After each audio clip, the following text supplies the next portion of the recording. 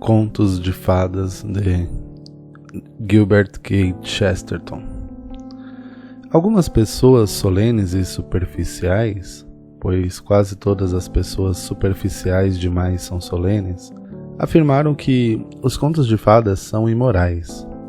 Basearam-se em algumas circunstâncias acidentais ou em incidentes lamentáveis na guerra entre gigantes e crianças, em alguns dos casos tendo as últimas se satisfeito com criar embustes ou até mesmo com pregar peças.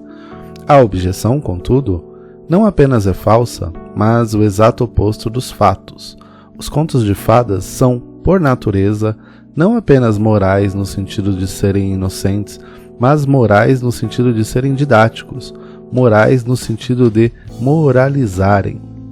Que falem da liberdade na Terra Encantada, mas fato é que, segundo as melhores estatísticas oficiais, a liberdade é bem pouca e preciosa na Terra Encantada.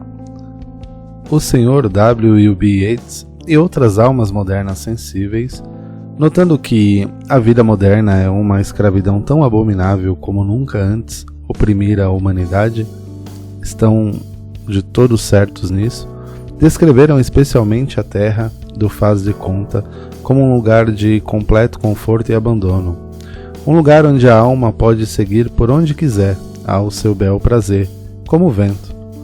A ciência denuncia a ideia de um Deus caprichoso, mas a escola do Sr. Yeats sugere que, naquele mundo, toda pessoa é um Deus caprichoso. O próprio Sr. Yeats disse um sem número de vezes, naquele estilo literário magnífico e triste que faz dele o primeiro entre todos os poetas atualmente a escrever em língua inglesa, não direi entre todos os poetas ingleses, pois os irlandeses estão bem familiarizados com a prática da investida física.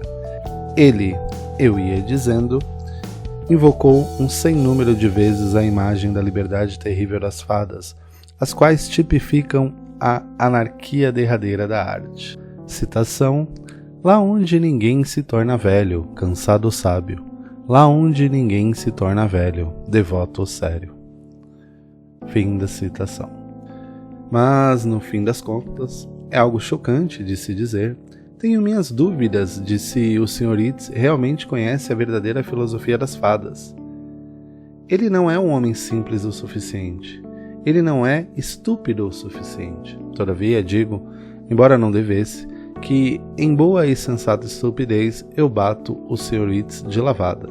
As fadas simpatizam comigo mais do que com o Sr. Yeats. Elas tendem a me admitir mais que a ele entre si. E tenho minhas dúvidas sobre se essa impressão de espíritos livres e selvagens na crista de ondas ou montes é realmente o espírito simples e central do folclore. Creio que os poetas se enganaram, porque a Terra Encantada é um mundo mais brilhante e mais variado que o nosso.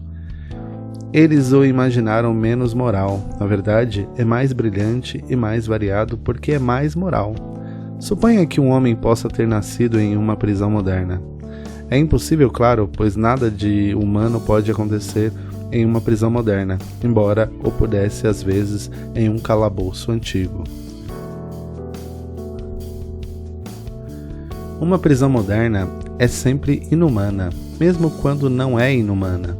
Mas suponha que um homem tivesse nascido em uma prisão moderna e tenha crescido acostumado ao silêncio mortal e à indiferença repugnante.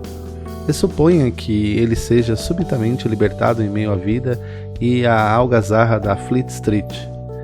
Ele pensaria, como é óbvio, que os literatos na Fleet Street são uma raça livre e feliz. Ainda assim, quão triste, quão ironicamente é esse o oposto da verdade. E de igual modo, esses escravos estafados da Fleet Street, ao terem um vislumbre da Terra Encantada, pensam que as fadas são completamente livres. Mas fadas são como jornalistas sob esse e muitos outros aspectos. Fadas e jornalistas têm uma alegria aparente e uma beleza enganadora.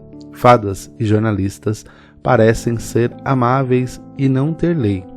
Ambos parecem requintados demais para descer a feiura dos deveres do dia a dia, mas isso é uma ilusão criada pela presença repentina deles.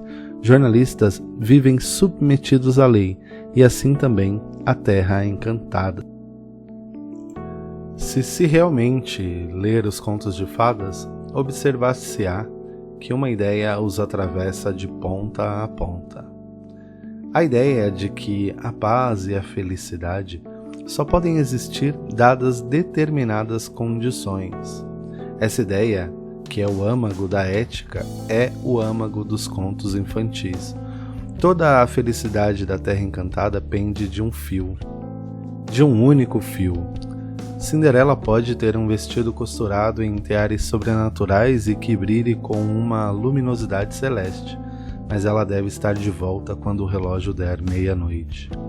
O rei pode convidar fadas para o batismo, mas ou ele convida todas as fadas ou consequências terríveis se seguirão. A esposa de Barba Azul pode abrir todas as portas, menos uma.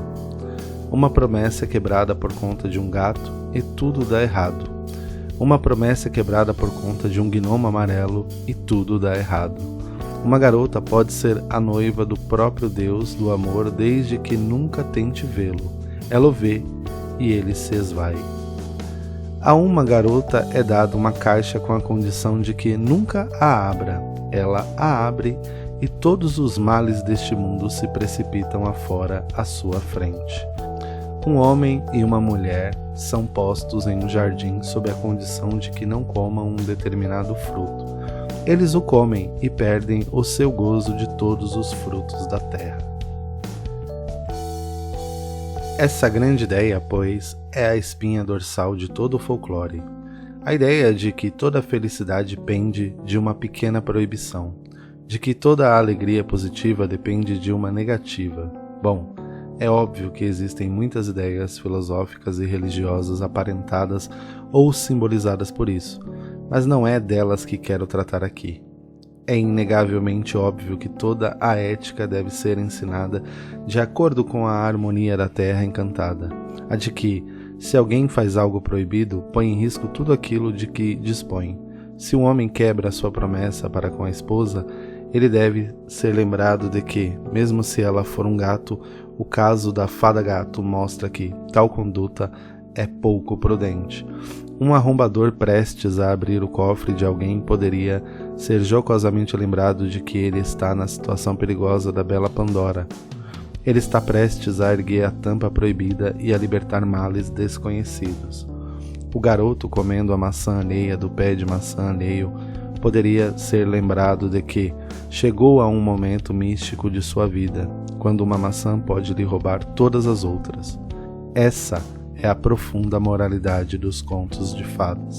O fato de que, longe de serem livres de leis, vão à raiz de toda a lei.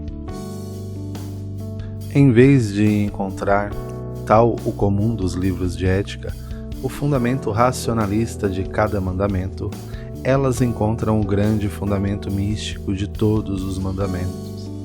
Estamos nessa terra encantada em meio ao sofrimento. Não nos cabe lutar com as condições sob as quais gozamos essa ampla visão do mundo. As proibições são de fato extraordinárias, mas igualmente o são as concessões. A ideia de propriedade, a ideia de que haja maçãs alheias, é uma ideia esquisita, mas, do mesmo modo, a ideia de que existam maçãs é uma ideia esquisita. É estranho e misterioso que não se possa, em segurança, beber 10 garrafas de champanhe, mas, do mesmo modo, se você reparar, o próprio champanhe é estranho e misterioso. Se eu fosse tomar da bebida das fadas, não seria mais que justo que devesse tomar de acordo com as regras das fadas. Podemos não ver a conexão lógica direta entre 3 bonitas colheres de prata e um grande e feio policial, mas quem, em contos de fadas, já pôde alguma vez ver a conexão lógica direta entre 3 ursos e um gigante, ou entre uma rosa e uma besta vociferante?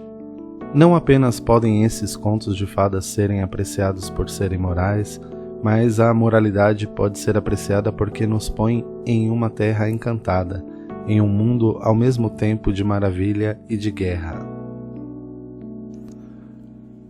Retirado do livro Contos de Fadas e Outros Ensaios Literários, tradução Ronald Robson, da editora Resistência Cultural.